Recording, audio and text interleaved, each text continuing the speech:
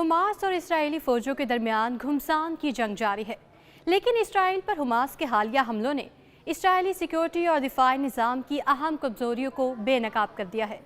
दिफाई सलाहियत में कमज़ोर होने के बावजूद हमास ने इसराइल को संभलने का मौका नहीं दिया और पे दर पे हमलों ने इसराइली फोर्सेस की कमर तोड़ कर रखती है।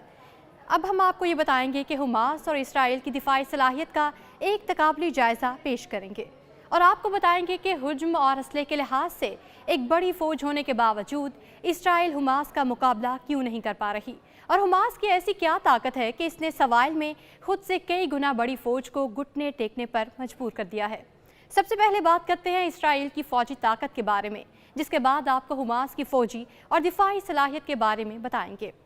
अपने आप को दुनिया की एक मजबूत फौज समझने के नशे में धुत इसराइली फौज की दिफाई सलाहियत की बात करें तो इसराइल की फौज बहरिया और नीम फौजी दस्तों में 1,69,500 फाल फौजी एहलकार शामिल हैं। इसके अलावा इसकी रिजर्व फोर्स में 4,65,000 फौजी शामिल हैं, जबकि 8,000 फौजी इसराइल के नीम फौजी दस्तों का हिस्सा हैं, जिनमें मुमकिन फौजी कार्रवाई के खदशे के पेश नज़र तकरीबन 3 लाख इसराइली फौज इस वक्त गजा की पट्टी के करीब तैनात है।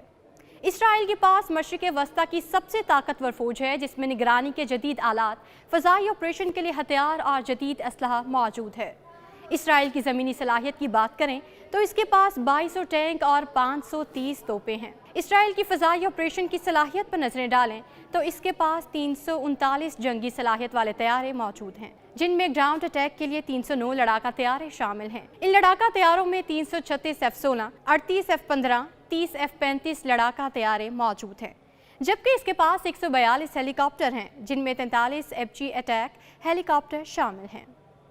इसराइली बहरिया की बात करें तो इनके पास 5 आबदोज़ें और 49 पेट्रोल एंड कोस्टल कॉम्बैट शामिल हैं। इसराइल का आयरन डोम सिस्टम एक मोबाइल एयर डिफेंस सिस्टम है, जिसे रडार टेक्नोलॉजी का इस्तेमाल करते हुए मुख्तसर फासले तक मार करने वाले रॉकेटों को रोकने और तबाह करने के लिए डिज़ाइन किया गया है। इसे 2006 में हिजबुल्लाह के साथ जंग के बाद तैयार किया गया था। आयरन डोम अमेरिका की मदद से बनाया गया था, जो सिस्टम के पुर्जों की फराहमी का जिम्मेदार है।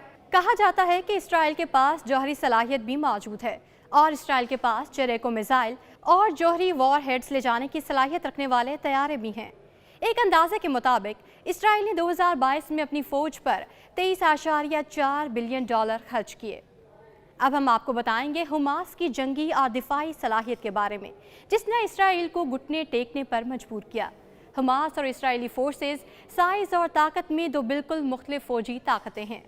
हमास के पास मौजूद जंगजुओं की सरकारी एदाद-ओ-शुमार वाज़ेह नहीं है, लेकिन 2021 में टाइम्स ऑफ इसराइल ने एक नामालूम सीनियर इसराइली कमांडर के हवाले से दावा किया था कि हमास के पास 30,000 अफराद की फ़ौज है। इसके अलावा इसराइल फ़ौज और हमास के जंगजुओं के दरमियान महारत और तरबियत का भी फ़र्क है, लेकिन फिर भी हमास के जंगजुओं ने इसराइली फ़ौज को मुश्किल में डाल रखा है।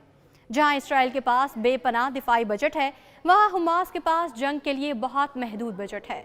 महदूद जंगी बजट और कम तकनीकी सलाहियतों के बावजूद कुछ ऐसे अनासर हैं जिनसे हमास फ़ायदा उठाने में कामयाब रही है।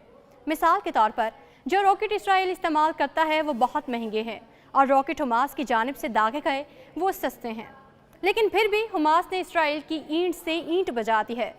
हमास की जंगी सलाहियत का एक और अहम जुज़ गजा का इंसानी इलाका है, जिसे वो ढाल के तौर पर इस्तेमाल करते हैं।